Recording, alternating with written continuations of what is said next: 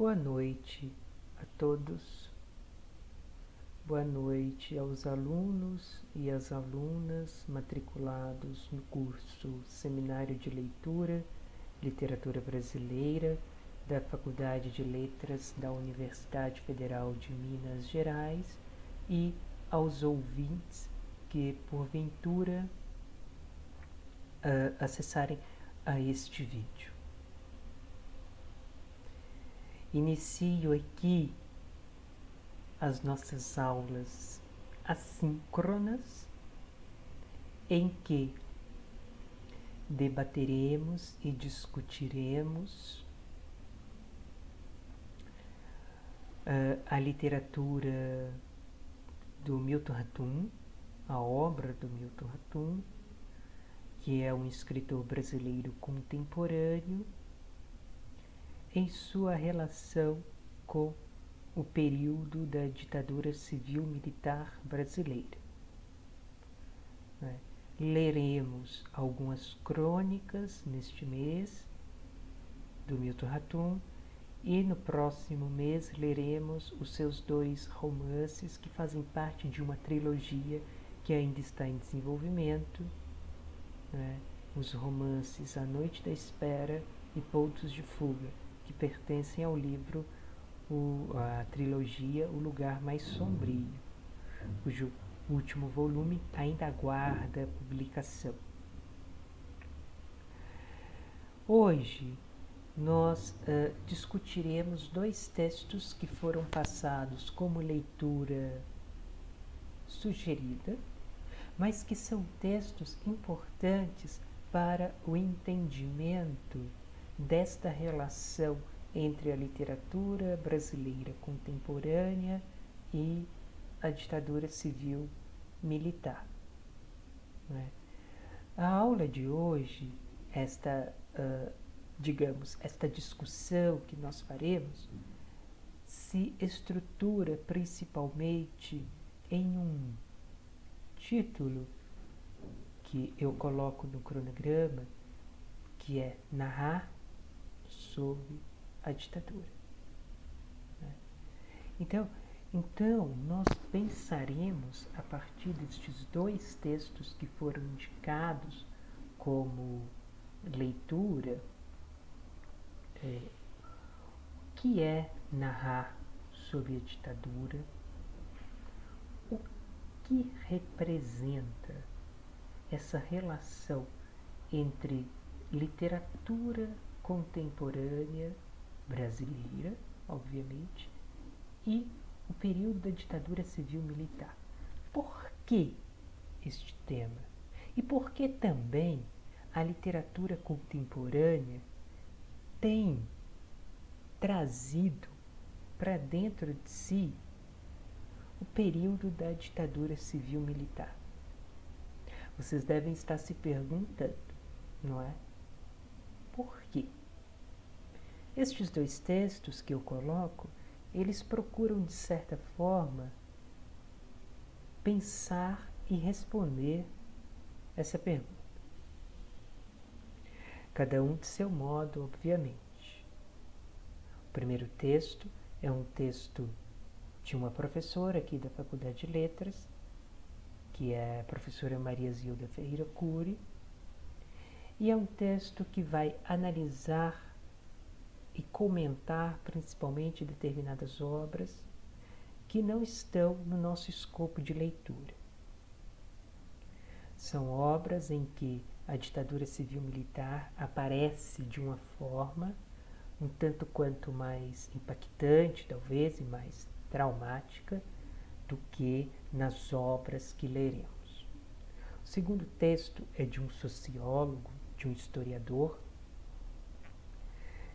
que já tem uma outra perspectiva sobre a literatura, não é? Enquanto a professora Maria Zilda vai tratar da literatura analisando os aspectos formais e estilísticos da literatura que trata o período da ditadura civil-militar, o Perlato, que é este historiador e sociólogo, ele vai tratar a literatura como um documento histórico.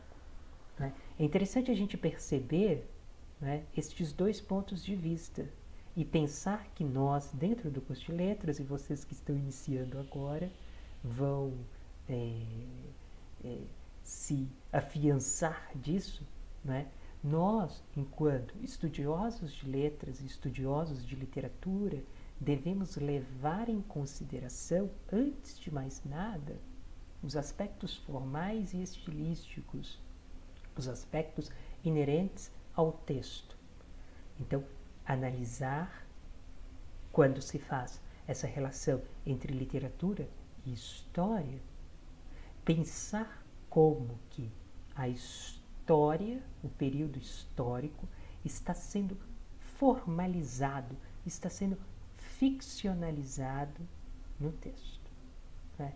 Pensar quais formas, quais estruturas, quais mecanismos ficcionais estão sendo engendrados, estão sendo manuseados, estão sendo trabalhados pelo escritor, quando este escritor ou esta escritora trazem o período histórico para dentro da obra. Então, é bom saber disso, não é? Vocês que estão iniciando agora o curso, né? Tratar da história não quer dizer que estejamos, né, que os escritores estejam comprometidos com a verdade factual. Por quê? Porque a verdade factual é questão documental, é questão da historiografia, por exemplo. Os escritores têm essa liberdade de reinvenção, de ficcionalização.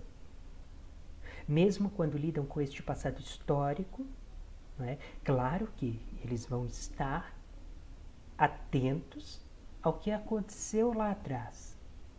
Contudo, as experiências que estão ali sendo narradas, as experiências subjetivas que estão ali colocadas da vida dos personagens, são experiências próprias, são experiências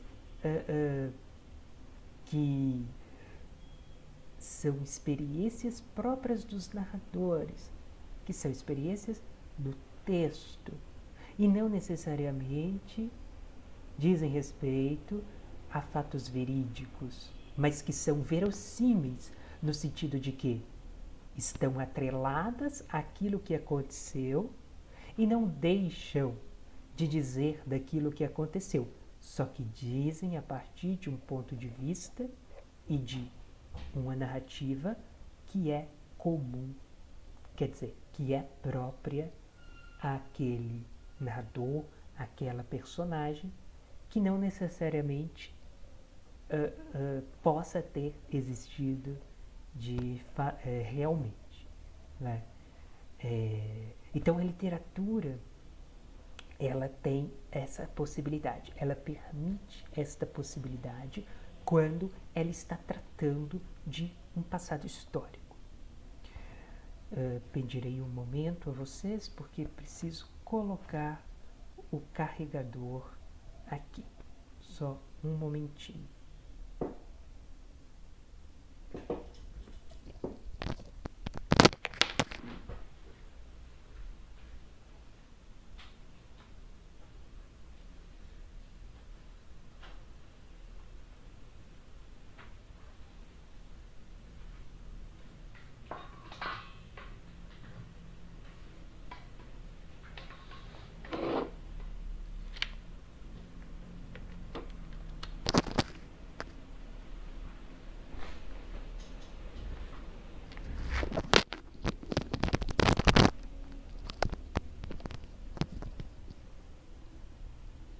Muito bem, voltando então, não é, para a nossa discussão, né? Vamos pensar o seguinte, né? A literatura, quando ela está tratando do período histórico, da ditadura civil-militar brasileira, ela está trazendo, claro que de forma verossímil, acontecimentos ali narrados que dizem respeito àquele passado histórico. Contudo, não quer dizer que os acontecimentos que estão sendo narrados, de fato, aconteceram. Entende? São acontecimentos que poderiam ter acontecido naquele momento. Não é? Não sei se vocês estão estudando em teoria da literatura, mas há um livro famoso, que é a Poética de Aristóteles, que justamente discute isso, a diferença entre o historiador e o poeta. Não é? Apesar de ser um livro que já, de certa forma, já por ser antigo, né, é problematizado, e essa concepção é problematizada também, não é? Porque hoje nós sabemos que os limites existentes entre o historiador e o romancista não são mais referentes a esta divisão clássica, aristotélica, entre a narração daquilo que de fato aconteceu, que seria próprio do historiador, e a narração daquilo que poderia ter acontecido, que é própria do poeta. Até porque o Aristóteles, neste livro, que é um livro seminal, está tratando principalmente das tragédias gregas. E ali é um contexto totalmente diferente do que hoje em dia, da nossa realidade, da nossa literatura, apesar das semelhanças e do que podemos tirar como fundamental para a compreensão das semelhanças e das diferenças entre o campo da história e o campo da literatura. Né? Hoje nós já entendemos de uma outra forma. Nós entendemos a história e a literatura como narrativas, e são narrativas, a história também é uma narrativa. Até porque o historiador, quando ele está lidando com o passado, ele está lidando com aquilo que já aconteceu. Então, quando ele vai relatar este passado, ele está narrando este passado. Contudo, ele é limitado em um determinado aspecto que o romancista e o escritor de literatura não são limitados. E qual é este aspecto? Ele tem que estar atrelado às verdades factuais, aos fatos verídicos, aos dados, não é? Historicizados. Ele não pode inventar. O escritor, o romancista, o poeta, seja lá quem for, que trabalha com literatura, e mesmo assim traz para a sua obra algo da história, né? Ele pode inventar. Né? Ele pode ir lá atrás, por exemplo, na ditadura civil-militar, como nós vamos ver, e narrar a experiência de um jovem, de uma jovem, de um adulto, de um idoso, seja lá quem for, de um personagem que, mesmo não tendo existido factualmente, a experiência desse personagem, ela é totalmente possível de ter acontecido durante aquele período. Né? Então, assim, o escritor, ele precisa saber, sim, da dimensão histórica, ele precisa saber da história, e ele faz esse tipo de pesquisa para falar de um período como esse. Mas não quer dizer que ele esteja narrando a vida, por exemplo, do Garrastazu Médici, que foi um general ditador presidente. Ele pode até narrar a vida do Garrastazu Médici, mas pode inventar, imaginar coisas que aconteceram a partir do ponto de vista, por exemplo, do Garrastazu Médici, enquanto um personagem da narrativa, trazendo então essa subjetividade que é própria da literatura, trazendo a experiência subjetiva para a obra. Diferente do que vai acontecer com os documentos históricos, que quando vão lidar marcou a vida de um general Médici, por exemplo, estarão preocupados com os fatos, né? Pode ser até mesmo uma biografia. Isso é importante de ser marcado. Então, quando a literatura está tematizando, está trazendo a história para dentro do texto, ela o faz comprometendo-se sim aos fatos históricos, mas narrando de uma forma subjetiva, com um personagem que não necessariamente exista ou tenha existido. E é nesse ponto que nós agora começamos a pensar naquela pergunta inicial, não é? Por que literatura e ditadura? Antes de mais nada, é preciso pensar que narrar um período traumático como esse, um período doloroso como esse, um período em que vidas foram ceifadas, vidas foram perseguidas, as liberdades democráticas foram extintas, requer um certo compromisso com essa realidade truculenta, principalmente daqueles que foram vítimas, e requer também estratégias para dar conta de narrar fatos duros e traumáticos como os fatos da ditadura. Pensem vocês, quando acontece uma coisa muito traumática na vida de vocês, né? Que não se compara com os crimes da ditadura, obviamente. Mas pensem o quão difícil é falar sobre.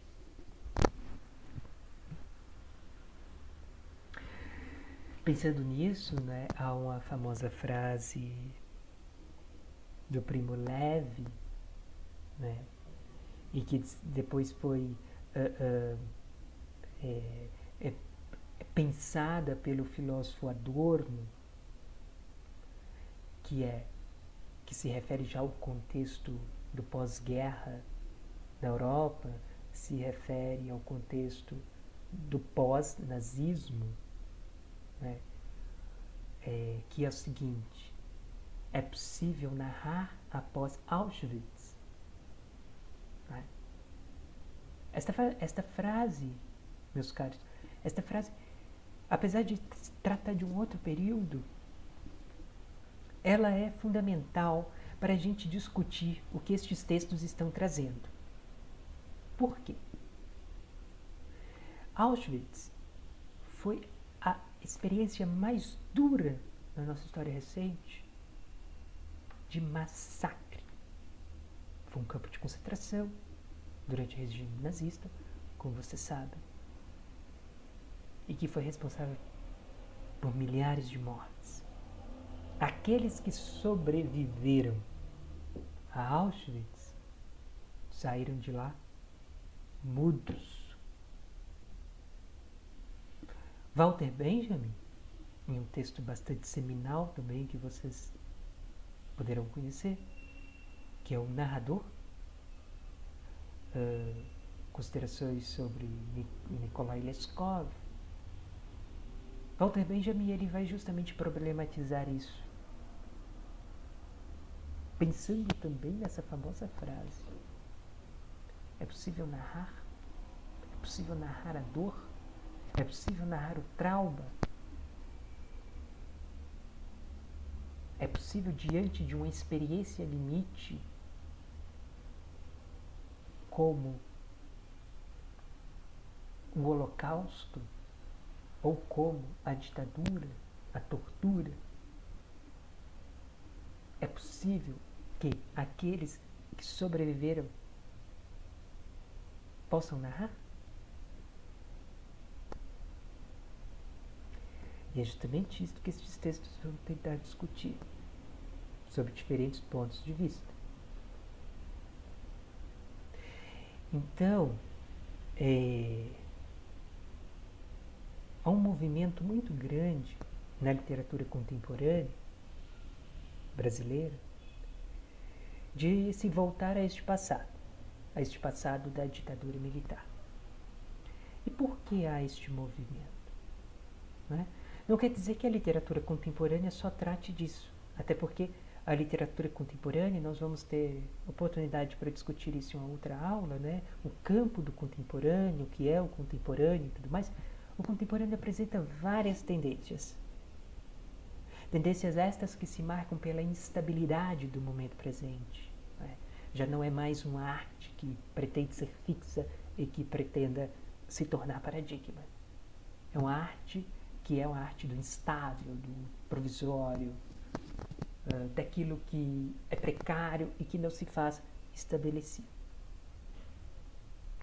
Mas uma das grandes tendências, talvez, é esta tendência de voltar ao passado. Hoje, de voltar ao passado recente, problematizando este passado, problematizando as ideias de nacionalidade, de nação e tudo mais, pelo discurso da memória, ou da pós-memória, como é abordado em um destes textos aqui. O primeiro texto, que é o texto da professora Maria Zilda Cury, que é uma professora aqui da Faculdade de Letras, ele vem justamente pensar algumas estratégias que escritores e escritoras, romancistas e romancistas, prosadores, adotam quando estão lidando com o período da ditadura civil-militar em seus textos.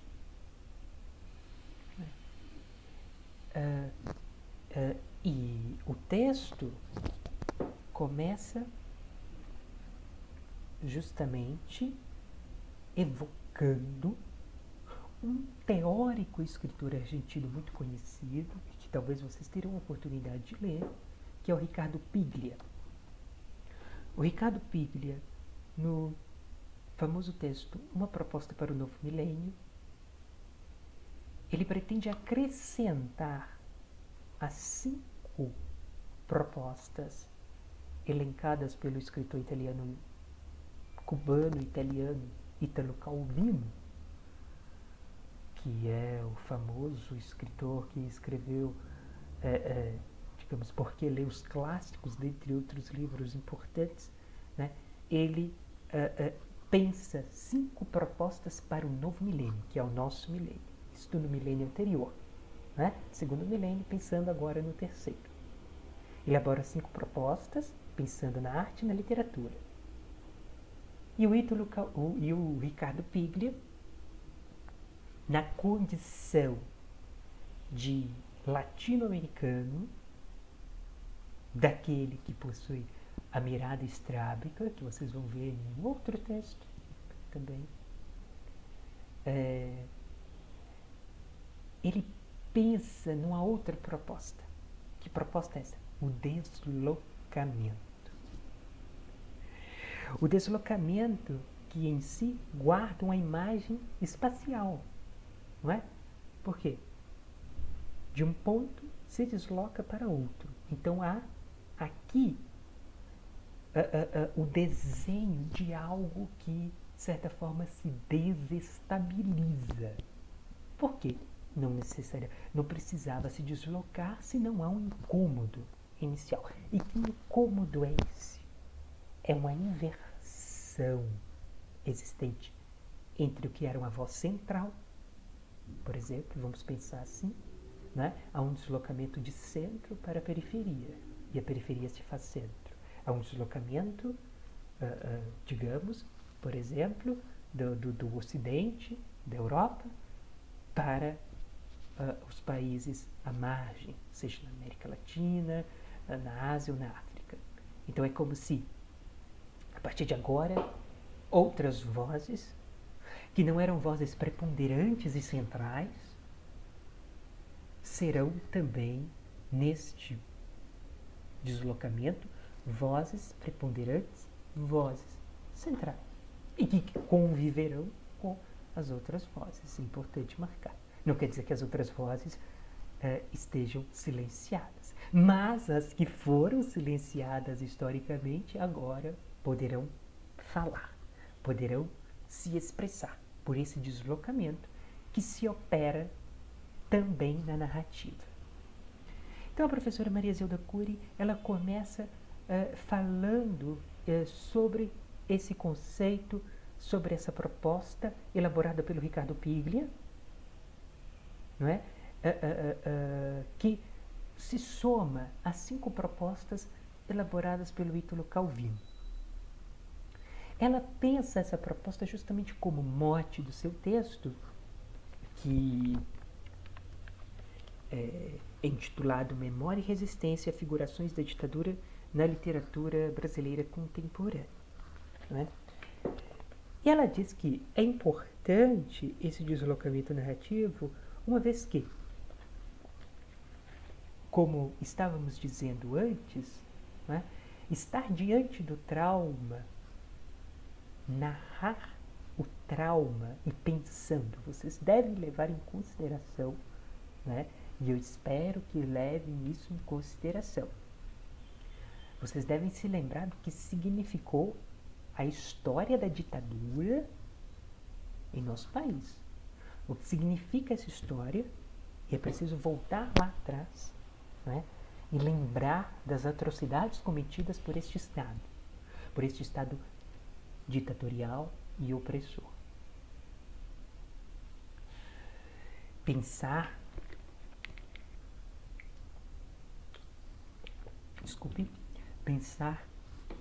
nas mortes, nas perseguições, no fim das liberdades e dos direitos políticos, no exílio a que muitos foram forçados, direta ou indiretamente, nos desaparecimentos, nos assassinatos, né?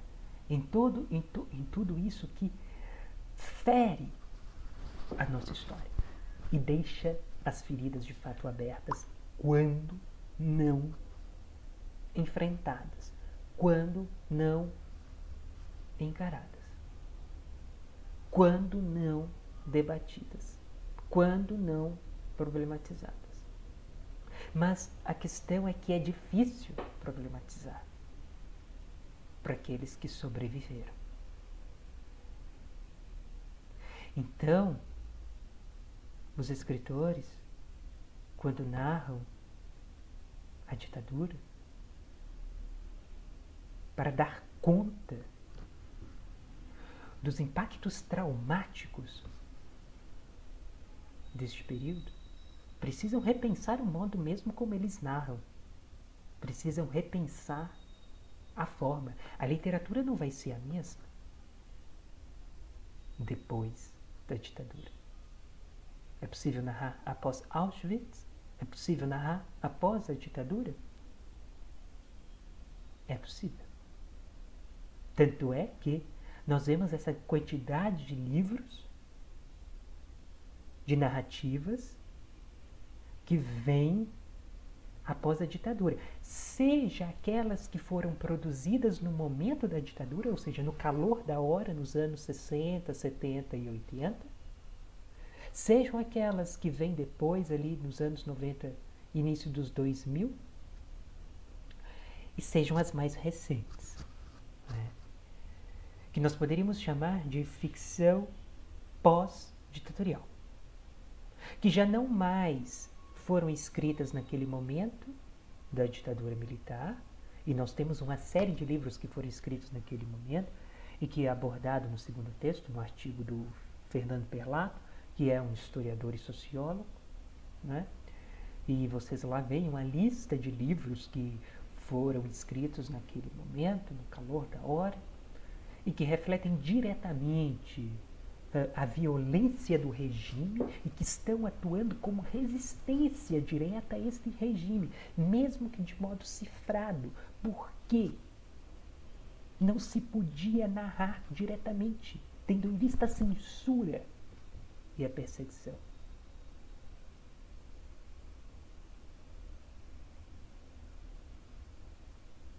Tendo em vista a censura e a perseguição. O clima cultural daquela época estava tolhido. As liberdades estavam tolhidas. Ou seja, vivia-se sob uma espécie de sufoco, de asfixia. As artes estavam asfixiadas.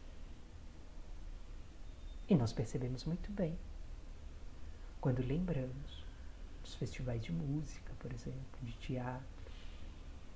As músicas cada vez mais com letras herméticas, no sentido de denunciar o que estava acontecendo, de forma que a censura não entendesse. Na maior parte das vezes não entendia.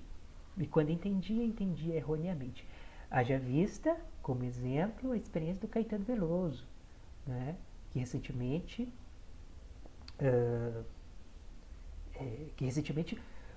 foi veiculado um documentário sobre a sua experiência na prisão, né? O Narciso em Férias. Inclusive, recomendo que assistam, inclusive nós podemos debater sobre posteriormente. A experiência do Caetano, somada a todas as outras experiências daquele período, reforçam o que a gente está debatendo aqui.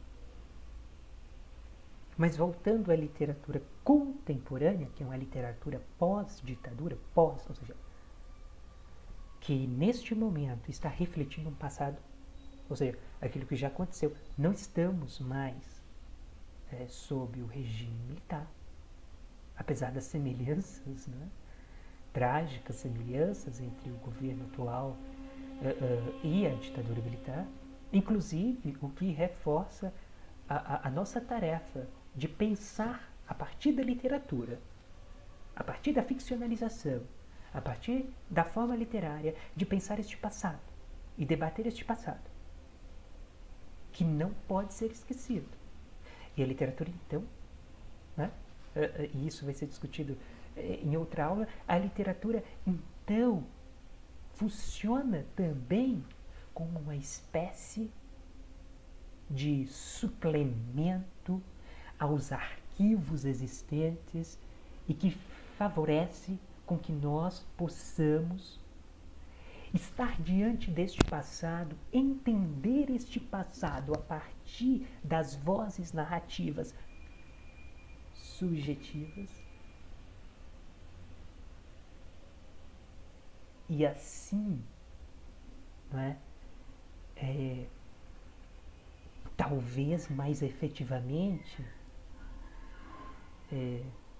compartilhar das dores daquele momento a partir das experiências subjetivas das personagens ali narradas nestas obras, fazendo com que a gente nunca esqueça, e aí a literatura funciona justamente como esse dispositivo que, nessa constante volta ao passado, faz com que tenhamos uma dimensão deste passado, mesmo que de forma subjetiva. E é importante para a compreensão mesmo deste passado, evitando que ele caia no esquecimento, evitando que esqueçamos as atrocidades cometidas pelo Estado neste período, e evitando que celebremos, como alguns fazem, a ditadura, ou sejamos negacionistas com a ditadura. Então a literatura da contemporaneidade, ela tem um papel extremamente importante neste sentido, não é?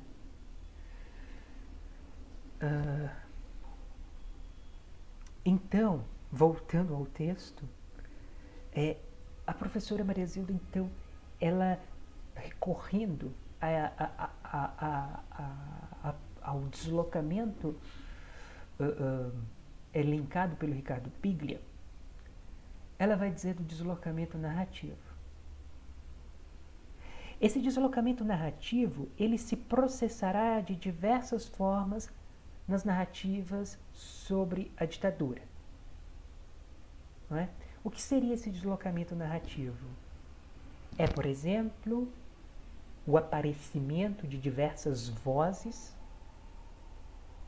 fragmentadas que oscilam espacial e temporalmente no texto, tentando dar conta das experiências traumáticas vividas pelas personagens que às vezes não conseguem narrar diretamente o fato traumático que viveram, ainda mais se este fato traumático estiver relacionado à tortura. Possivelmente leremos textos em que se discutirá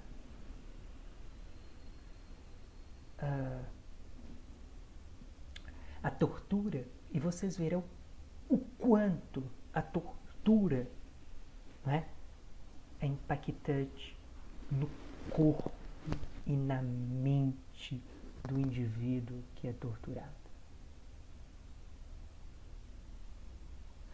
No momento em que a pessoa é torturada, acontece uma cisão entre corpo e mente, de modo que a pessoa se desidentifique, se dessubjetive, ou seja, ela perde a sua identidade, ela perde as suas referências. De tão impactante e doloroso é o processo de tortura, não é? E de como os métodos empregados na tortura são métodos que têm justamente essa intenção de promover essa desidentificação, a ponto de que, após o processo de tortura, quando o torturado sobrevive, ele não tenha mais dimensão real da sua existência, da sua vida, ficando para sempre marcado por este processo, ficando para sempre, portanto, traumatizado.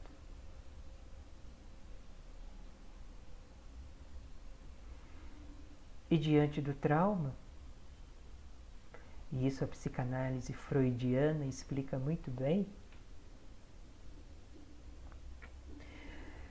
diante do trauma que não é simbolizado, diante deste trauma que acontece e que vai estar recalcado no inconsciente, é impossível acessar diretamente o que aconteceu e lembrar disso que aconteceu de forma que não cause um certo tipo de repressão dentro do sistema psíquico da pessoa, de modo que ela não consegue mais diretamente acessar esse acontecido a fim de elaborá-lo e ressignificá-lo, a fim de que os sintomas não mais apareçam. Isso pensando de modo psicanalítico, especialmente freudiano. A literatura, então, tenta A literatura, então, tenta dar conta dessas experiências. Tenta narrar o trauma. Tenta narrar a dor. E para isso, utiliza de diversas estratégias. Uma delas é justamente o deslocamento das vozes. Não é? Às vezes, aparecem diversas vozes fragmentadas em um texto para dar conta de uma voz que não consegue falar. Essas vozes se irmanam no texto a fim de que a voz que é silenciada, a voz que é recalcada, a voz que foi vítima, possa passar a sua experiência, mesmo que de forma indireta. Então, a professora Maria Zilda Cury, ela vai discutir justamente isso neste texto, né, a partir deste deslocamento narrativo. Como aqui ela coloca na página 59, esse deslocamento narrativo é então essencial para o testemunho do trauma. Tarefa sempre sofrida. Trata-se de um deslocamento estratégico, um pequeniníssimo movimento para conseguir que alguém por ele possa dizer o que ele quer dizer, segundo Piglia. Ao tomar a palavra, essas novas vozes teriam a importância de assumir um peso discursivo que de outra forma seria insuportável. Foi isso justamente que eu acabei de falar. Não é? O aparecimento, então, de outras vozes que são vicárias, ou seja, elas representam aquela voz que foi silenciada. E que não consegue falar porque a experiência é extremamente traumática. Esse deslocamento também pode ocorrer por fragmentação narrativa. O que seria fragmentação narrativa, meus caros? Vai acontecer, inclusive, nos romances que vamos ler. Os romances que vamos ler, a forma que eles assumem é uma forma fragmentária e lacunar, descontínua, incompleta, porque estes romances assumem a forma de diário, carta e anotações, dispersas, e que funcionam como suplementos entre si. A escolha formal do escritor reflete um momento histórico. É daí que a gente está falando, né? Como que a história é formalizada na obra. Por quê? É um momento em que se vive sob censura, é um momento em que se vive sob a impossibilidade de saber se amanhã, digamos assim, estará-se vivo.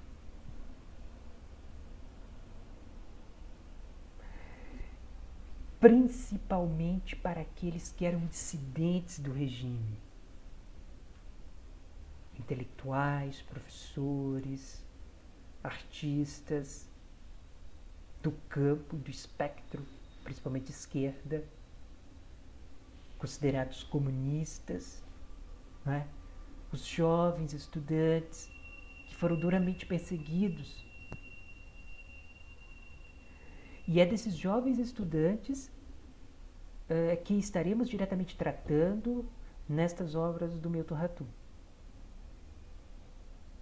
Então, ao adotar esta forma lacunar e descontínua e fragmentária, o Milton Ratum procura dar tom a um período também marcado por essa fragmentação mesmo na vida das pessoas, por essa incerteza, por essa incompletude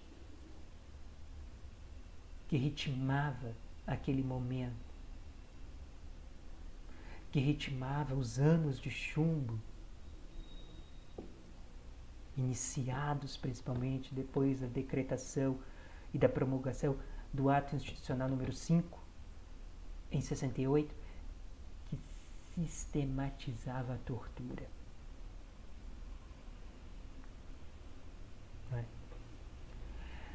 nós podemos aqui elencar e pensar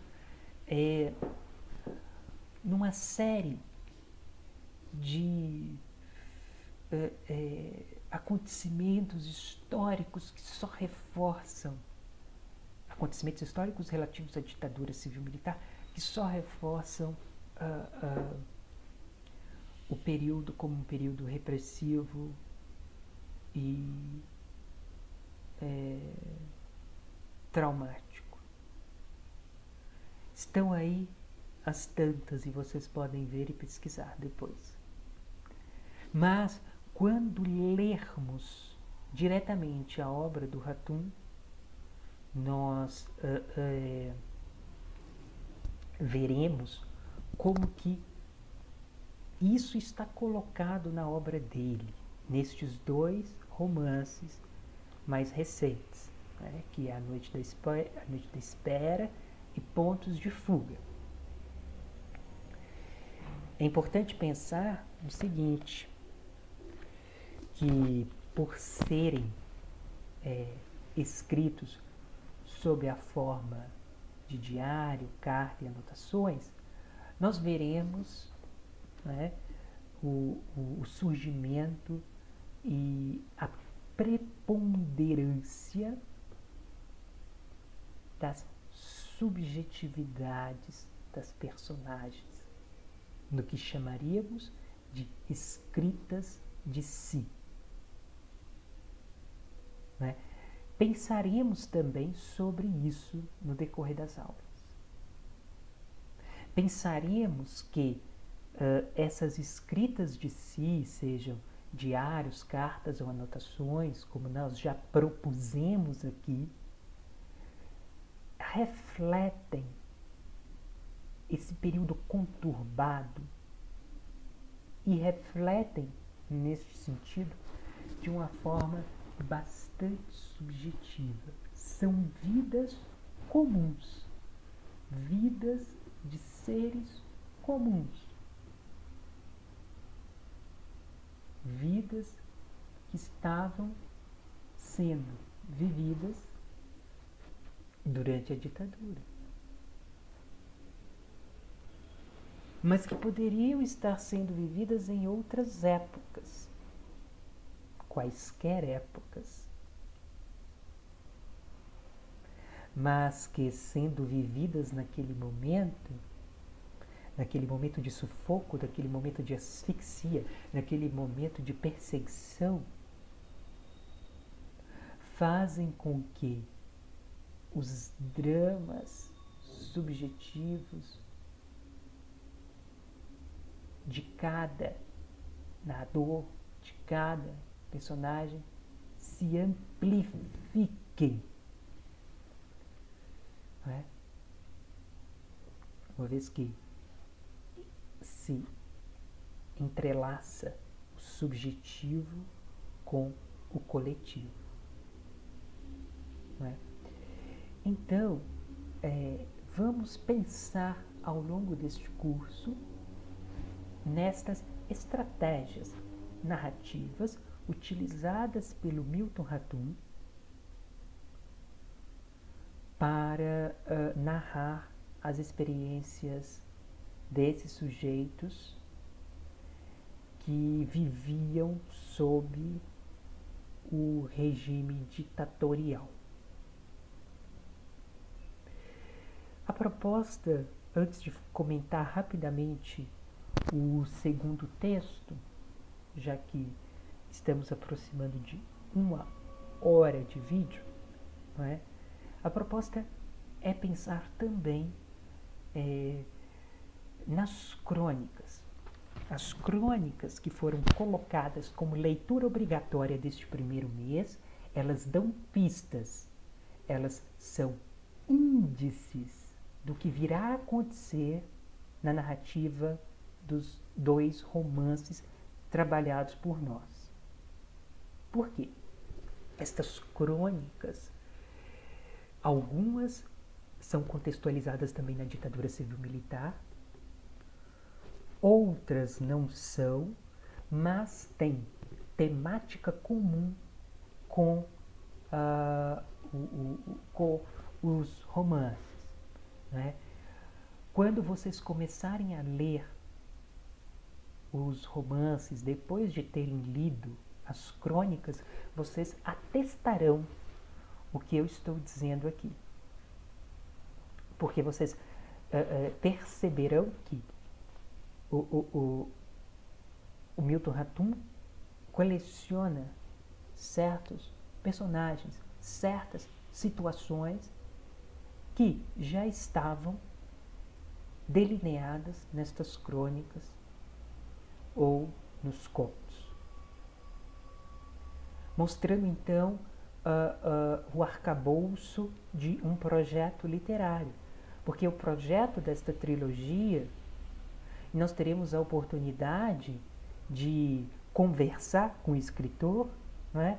Por isso que eu não estou apresentando aqui a biografia dele, vocês podem depois procurar, mas aproveito para dizer, né, ele é um escritor manauara, ou seja, nasceu em Manaus em 52, 19 de agosto de 52, né? Depois de Manaus ele foi para Brasília, estudou no Colégio de Aplicação da UNB, depois vai para São Paulo estudar arquitetura na USP, né? Isto é um pouco da trajetória do Milton Ratum, que de certa forma tem uma relação com o personagem principal de A Noite da Espera, e nós vamos ver qual é esta relação. Seu primeiro romance foi Relato de um Certo Oriente, de 1989. Depois publica Dois Irmãos, em 2003, que inclusive se tornou série da Globo. Depois publica Cinzas do Norte, de 2005. Em 2006 publica Cidade Ilhada, que é um livro de contos. Depois publica Órfãos do Eldorado, em 2008. E por fim, O Solitário Espreita, em 2013, que é este livro de crônicas do qual trataremos. E por fim, esses dois últimos romances que fazem parte de uma trilogia que está em desenvolvimento, né? Noite da Espera foi publicada em 2017, Pontos de Fuga no ano passado, em 2019. Então são livros recentíssimos que abordam diretamente o período ditatorial. Interessante pensar numa questão. Os primeiros livros, quer dizer, a grande maioria dos livros do Ratum, desde Um Relato de um Certo Oriente até Órfãos do Eldorado, dizendo especificamente dos romances, né? Eram romances ambientados na região amazônica, região de origem do escritor. E eram profundamente marcados por um hibridismo étnico e multicultural, referente também à própria experiência dele enquanto descendente de sírios libaneses, vivendo na província, né? Ou seja, isto é, em Manaus, na floresta amazônica, que também já é considerada exótica por nós mesmos. Então a experiência da estrangeiridade, que daria um outro tema, de uma outra disciplina, é marcadamente forte nestes livros do Ratum. Da estrangeiridade, tanto do sujeito que é descendente de estrangeiros, quanto da própria estrangeiridade que representa o mundo amazônico na cabeça dos brasileiros, né? Se vocês tiverem oportunidade, se não já conhecem, leiam depois estes romances. Agora, prestem atenção. Nos dois últimos romances pertencentes à trilogia, o cenário muda totalmente. Há aqui um deslocamento, né, para utilizarmos a figura do Ricardo Piglia. Há um deslocamento de onde para onde? Há um deslocamento da região amazônica para o sudeste, né, para o cenário de Brasília também, né, porque o romance ele se passa em São Paulo, em Brasília e em Paris, né? Depois nós vamos ver detidamente tais cenários com a leitura dos textos, né? Então já é um outro cenário, uma outra narrativa, uma outra questão.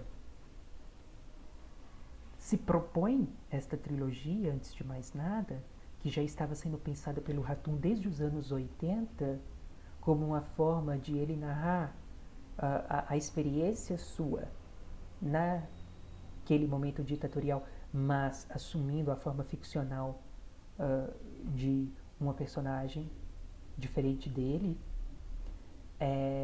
se propõe como uma espécie de romance de formação que vai acompanhar a trajetória do protagonista e daqueles que estão ao seu redor.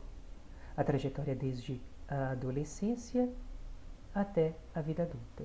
Isto é próprio de um romance de formação, dos romances de formação clássicos, né?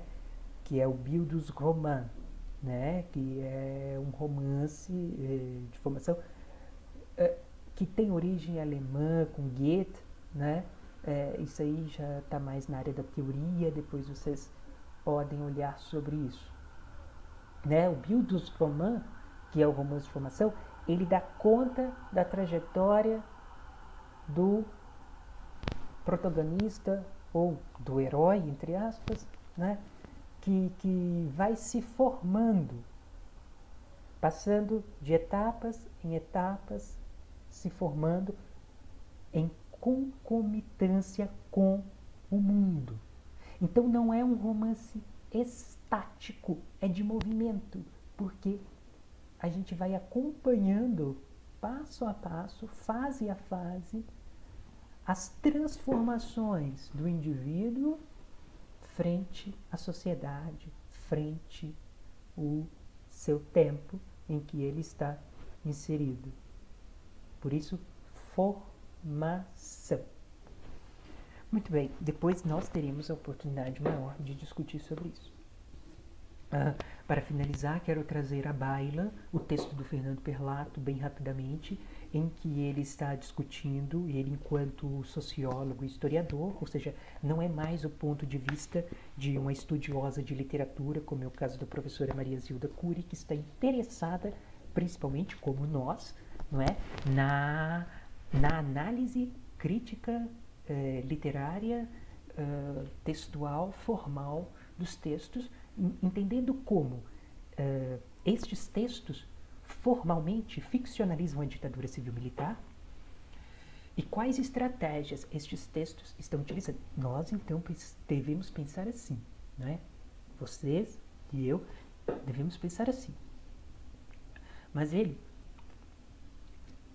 o Fernando Perlato vai encarar a literatura como um documento, dentre outros, e é interessante que ele começa o texto recorrendo ao Primo Levi, né, que eu já testei aqui, dizendo que após as experiências traumáticas, apenas, digamos assim, 3 manifestações poderiam dar conta deste período traumático.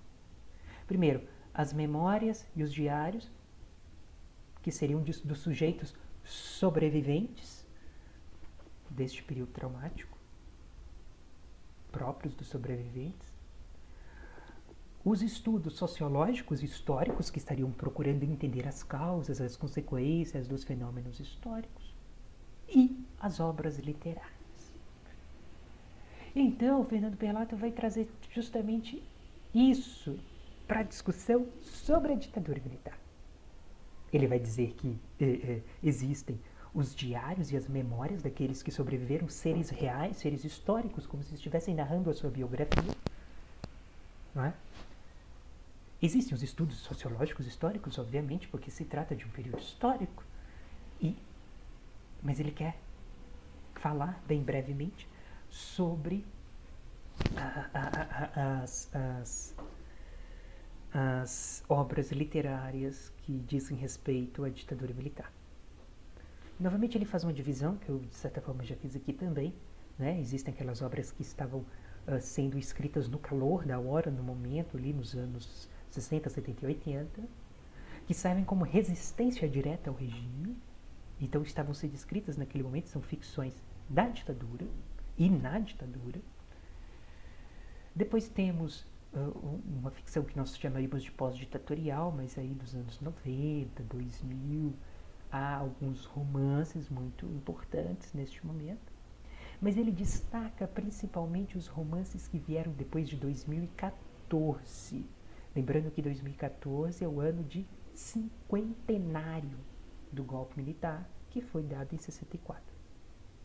Este ano de cinquentenário do golpe militar marca, então, uma espécie de boom, como ele fala, de produções literárias que estão voltando a este passado por seres, por indivíduos, por escritores que viveram este momento ou que são herdeiros daqueles que viveram este momento.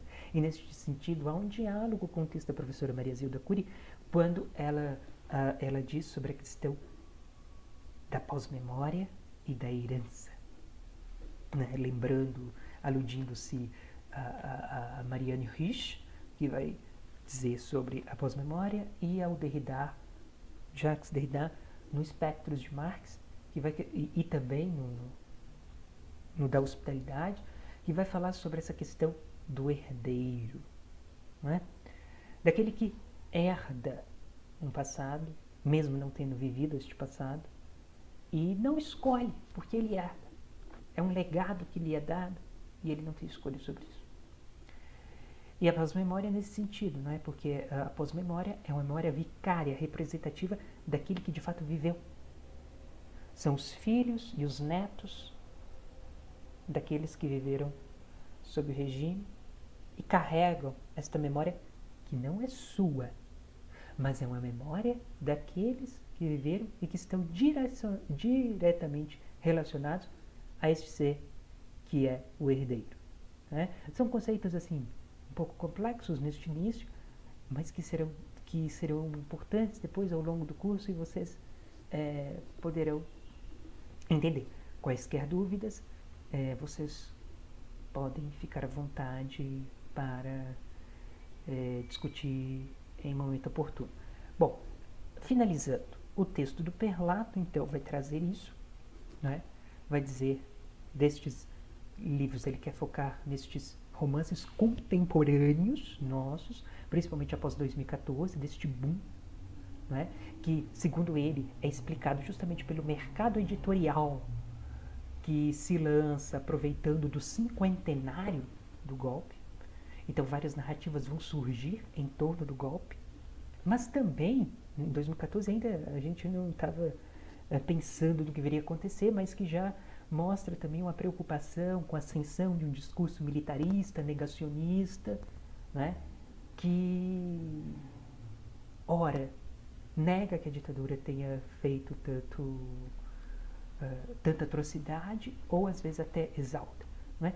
Então a literatura, como as outras artes e também as obras históricas, sociológicas, memorialísticas, né, elas funcionam justamente como importantes arquivos, como discute a Eurídice Figueiredo no livro A Literatura como Arquivo da Ditadura Brasileira, que nós teríamos a oportunidade de debater, não é? A literatura funciona como suplemento desses arquivos, tentando dar voz a estes silenciados, como a gente já comentou, mas também, né, funcionando como uma espécie de tentativa de não esquecimento desse passado e de compreensão, mesmo que de modo subjetivo, mais subjetivo, a gente em contato com a personagem, o que às vezes até favorece, não é?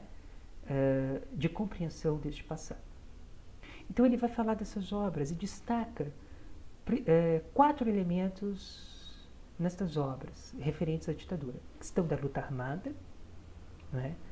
A questão do apoio civil ao golpe, não é? Porque houve entidades civis que apoiaram o golpe, por isso ditadura civil-militar, não só militar, não é?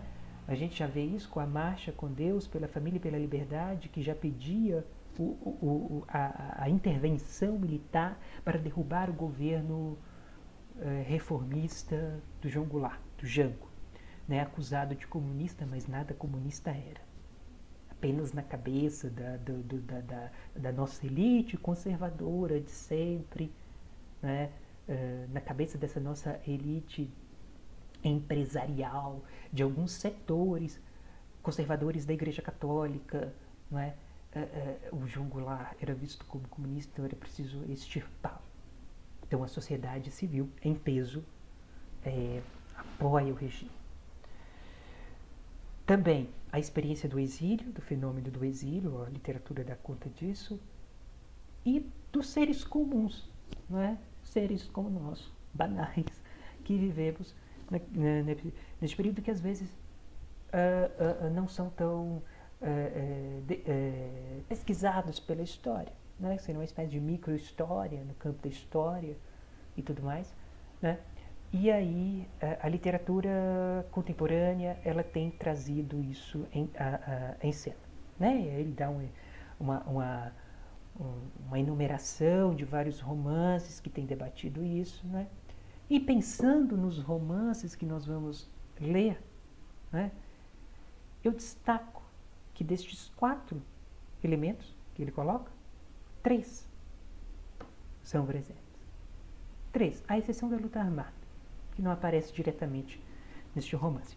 Mas o apoio civil ao golpe aparece até pela figura das pessoas que estão ali, que são civis. O exílio, obviamente, porque o narrador vai se exilar, nós vamos ver. Tanto é que eu falei de Paris justamente nesse sentido, como cenário. E os seres comuns, óbvio, porque são seres comuns ali vivendo, estudantes, né? Moradores das cidades satélites em torno de Brasília, seres comuns também, né? Eu espero que vocês tenham entendido, apesar de eu ter estendido muito tempo aqui e de ter tido alguns probleminhas no início. E então é isso, gente.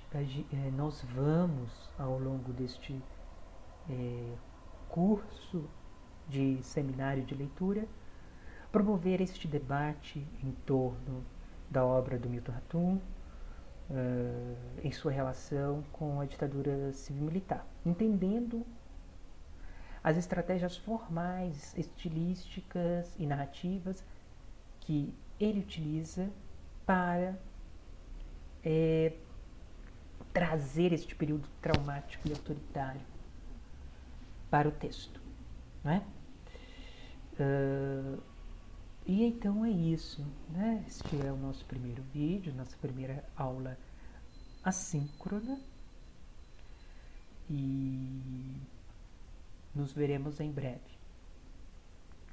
Sugiro a vocês que, aos alunos matriculados, que comentem, né, como forma de participação, um breve comentário, pode ser uma questão, uma pergunta que possivelmente depois eu possa responder, né, mas um breve comentário, né, sobre o que vocês entenderam, sobre o que não entenderam, entendeu?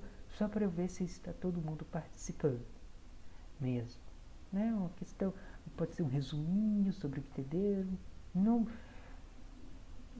precisa ser uma coisa muito elaborada. Essa participação valerá como avaliação também. Então é isso, um abraço a vocês, um abraço aos alunos, um abraço aos possíveis videntes deste vídeo. É isso.